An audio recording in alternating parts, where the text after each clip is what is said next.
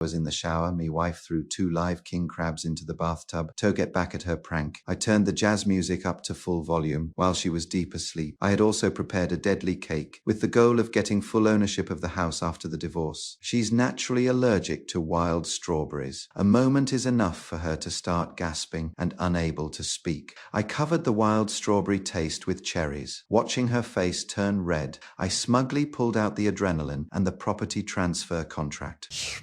Prick, I can't believe you. We really do need to be apart. This is unbearable. It's simple. Sign that. I stab you with this. We move on with our lives. Never. I really do think it is the best solution for us. If you die, I inherit the house anyway, so either way, it's a elegant win-win situation for me. Ivy, Christ, just sign the paper. In a desperate situation, she had no choice but to sign. I thought my plan had worked and injected adrenaline into her right shoulder. You would have let me die. No. I knew you'd sign it. And I thank you. Who? What?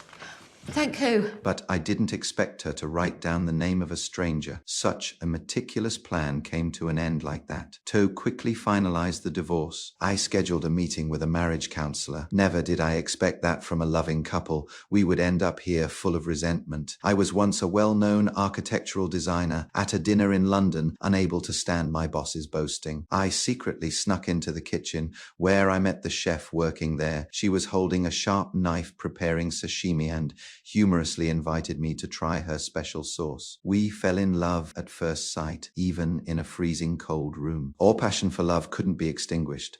10 years later, we had 2 children in London. I was successful in my career, while my wife took care of the house and helped raise the kids. We lived a blissful life in a seaside town. To support her dream, I helped her open a small restaurant called The Dream House. Though it was in a somewhat remote location, most of the customers were elderly people seeking shelter. But my wife didn't mind. She just wanted a job to pass the time. We seemed to be living a perfect life, but everything changed after a sudden storm. The Naval History Museum I poured my heart into designing collapsed in the violent storm. This building was the cornerstone of my career and my pride as an architect. In that moment when it was destroyed by the storm, my career and dignity were swept away too. On the other hand, her small restaurant became a shelter for travelers caught in the storm. She unexpectedly received rave reviews from a famous food critic, and overnight her restaurant went viral. Her career skyrocketed while mine plummeted. People even edited my videos for ridicule, and I became the most embarrassing architect on the internet. The storm not only flipped our fortunes, but also led us straight to the grave of our marriage.